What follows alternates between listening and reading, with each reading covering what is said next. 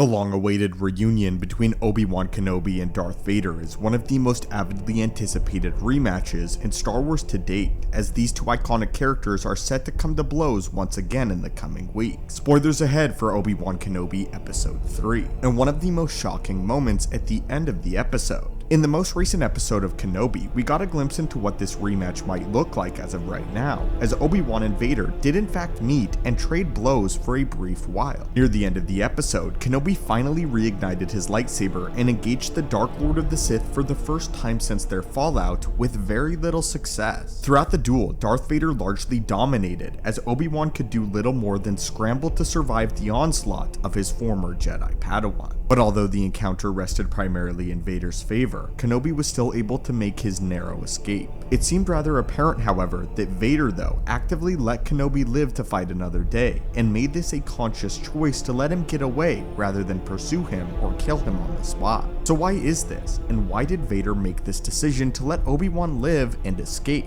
Well, students of the Force, we believe that we have the answer. We believe we know why Darth Vader let Kenobi live, and more importantly, why would one of the most ruthless Jedi hunters in the history of the galaxy let the single Jedi that he hated the most escape from his grasp? First though, we have to answer the question, why do we know for sure that Vader let Obi-Wan escape? During their duel, an injured Kenobi is separated from Vader and his stormtroopers. In this separation comes when a field of fire is ignited between the two Force wielders. This allows Kenobi's new allies to get him out of harm's way despite being severely burned, injured, and utterly defeated. This obstacle, however, should not have done anything to hinder Vader. Darth Vader's iconic battle armor was deliberately designed to be impervious to fire, and he's even walked through lava before in canon material, and been submerged between thousands of feet of water. Essentially, we know for a fact that this fire would be little more than an insignificant little tingle to Darth Vader, if he even felt it at all. And it therefore stands to reason that this wall of fire stood little to no chance of holding Vader back in accordance with the current lore. Even if he couldn't have marched through it for whatever reason, he could have used any number of Force abilities to stop Kenobi from getting away.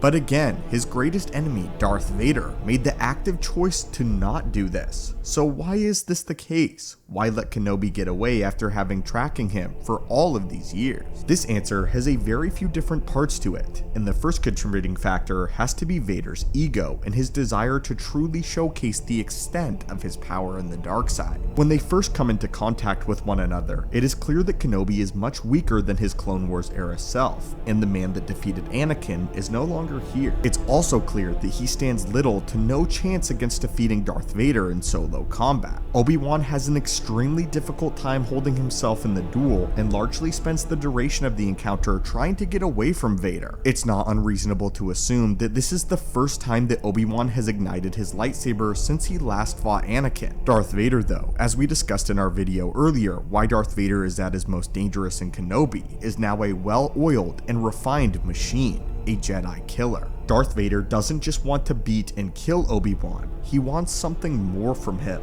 Kenobi is the only Jedi as of now to have actually beaten Vader in canon, and Vader considers his loss on Mustafar to be among his greatest failures. So much so that Vader even constructed his Sith temple on Mustafar with a clear view of the place where he was cut down by Kenobi. If Vader simply executes a weakened Kenobi, then he will never know if he was ever truly superior to his former master. And craving the answer to this question has been what has kept him going for the last decade. Even after killing Obi-Wan, if he is still left to wonder if he would lose again, it would torment him for the rest of his life, and he may be letting Kenobi live in order to let him regain his strength and offer a proper fight against the Dark Lord, in order to prove that Vader is in fact superior. On top of this, he wants to showcase the fullest extent of his new abilities and prove to Kenobi that he is truly more powerful within the grip of the dark side. He has been building this rematch up in his mind for years, and Vader has certain expectations lined up in his own head and his own psyche.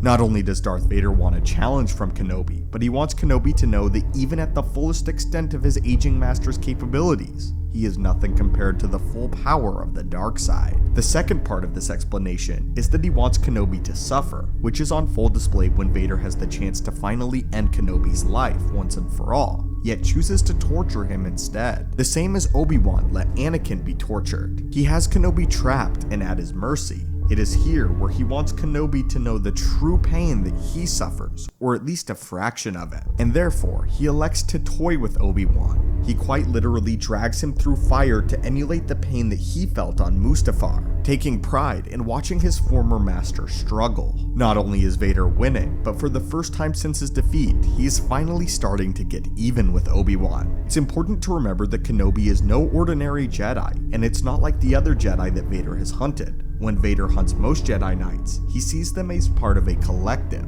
a representative of the Jedi Order as a whole, but he has no personal connection to them as individuals aside from their shared history of being exploited by the Jedi Council. Vader marches through them like nothing, slaughtering them by any means necessary in order to eradicate the toxic order once and for all, ridding them from the galaxy, and finally allowing the galaxy to start anew under the Empire, without the Jedi Order holding him back. His personal connection to Obi-Wan, however, is a factor that largely doesn't apply to most Jedi, and he lets his hubris cloud his judgment and feed his ego. Make no mistake, not killing Obi-Wan here is a mistake for Vader. Vader, though, wants to see Kenobi suffer, and he wants this reunion to live up to his previous expectations, and the likeliest answer for why he let Kenobi live comes down to their preparation for the final encounter, and the 3-step plan that he likely has in place. Step 1. He most likely wants Kenobi to regain his strength and power in order to more closely emulate his previous self and what he was able to achieve against Anakin. Vader doesn't want to duel Ben Kenobi, he wants to duel the hero of the Clone Wars, the famed general from a bygone era, and one of the most powerful defensive lightsaber combatants in the history of the Jedi. Step 2. Darth Vader wants to prove that the dark side is truly superior to the light,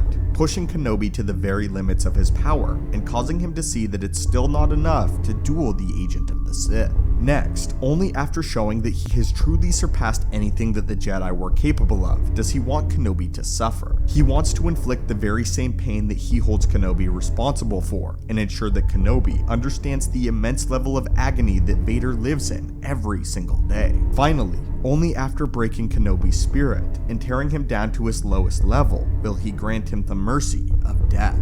But as you know, it seems that Vader will not let Kenobi die before they both know just how powerful Vader has become. And this, my friends, is why Darth Vader ultimately elected to let Obi-Wan Kenobi live, and for him to even escape in the events of Kenobi Episode 3. The answer is clear. Darth Vader wants to fight Obi-Wan Kenobi, not Ben Kenobi. But anyway, students of the Force, if you're interested, be sure to check out our video on why Darth Vader in this era specifically is at his most dangerous, and what makes Darth Vader 10 years after the events of Revenge of the Sith, in my opinion, his most powerful and deadly iteration. As always, Acolytes, may the Force be with you, and I will see you in the next video.